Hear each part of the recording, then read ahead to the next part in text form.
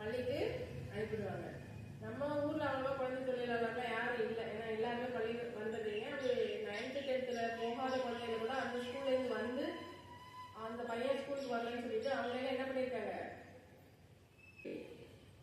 ஐடிஐல போய் சேர்ந்து விட்டு அவங்களாம் அங்கே படிச்சுட்டு இருக்காங்க. அதனால நீங்களும் என்ன பண்ணணும், 14 வயசு வரைக்கும் படிக்கணும்னு நினைச்சிட்டு இருக்காதீங்க. நீங்களும் என்ன பண்ணணும், வாழ்நாள் முழுவதும் நீங்க படிச்சுட்டே இருக்கணும். அதனால 14 வயசு வரைக்கும் உட்பட்ட குழந்தைகளை எந்த இடத்துக்கும் கூலி தொழிலாளர்களா அனுப்பக்கூடாது. அது சொல்லியிருக்கேன். நம்ம தஞ்சாவூர் மாவட்டத்தில் நம்ம சுள்ளிக்கோட்டையில நம்ம யாரும் அந்த மாதிரி கூலி தொழிலாளரா போகல இது வரைக்கும். சரியா? ஆனாலும் நம்ம உறுதிமொழி எடுத்துக்கணும். இந்த செய்தியை உங்களுக்கு தெரிவிக்கணுங்கிறதுனால அரசாங்கம் என்ன பண்ணியிருக்காங்க, இந்த உறுதிமொழியை பள்ளியில எடுக்கணும்னு சொல்லியிருக்காங்க. நம்ம எடுக்கக்கூடிய உறுதிமொழியோட பேரு குழந்தை தொழிலாளர் ஒழிப்பு உறுதிமொழி. காலை வணக்கங்கள். இப்ப நம்ம தலைமை ஆசிரியர் வந்து சொன்னாங்க குழந்தை தொழிலாளர் ஒழிப்பு முறை அப்படின்னு. குழந்தைன்னா நீங்க நினைச்சிட்டு இருப்போம், நம்ம நினைச்சிட்டு இருப்போம். இப்ப நீங்களாம் யாரு, நீங்களே யாரு, குழந்தைகள். உங்களை வந்து என்னன்னு சொல்லக்கூடாது, மாணவர்கள்னே நாங்களே சொல்லக்கூடாது. உங்களை யாருன்னா சொல்லணுமா, குழந்தைகள் தான் சொல்லணும். எந்த வயசு வரையில், 14 வயது வரையில் எல்லாருமே என்னதான் குழந்தைகள் தான்.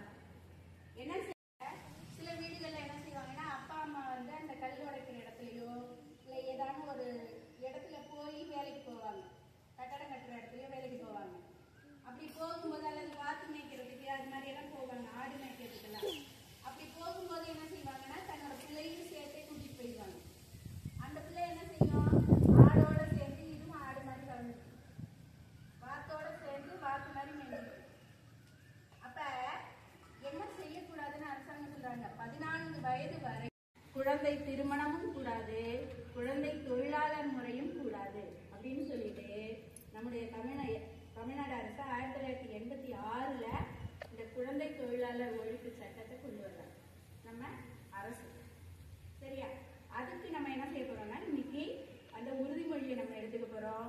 உறுதிமொழியை எடுத்துக்கிட்டா மட்டும் போறாது, உங்க வீட்டுக்கு பக்கத்துல அது போல படிக்க வேண்டிய வயசுல படிக்காம வேலை பார்த்துக்கிட்டு இருந்தாங்கன்னா அதை உடனடியா என்ன செய்யலாம், இதுக்குன்னே ஒரு தனி டிபார்ட்மெண்டே அவங்கள்ட்ட சொல்லி அந்த பிள்ளைங்களை அந்த வேலையில இருந்து காப்பாற்றி பள்ளிக்கூடத்துல சேர்க்கறதுக்கு வழி செய்யணும்.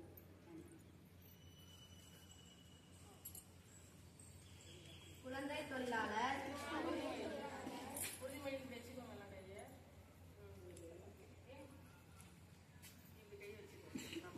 குழந்தை தொழிலாளர்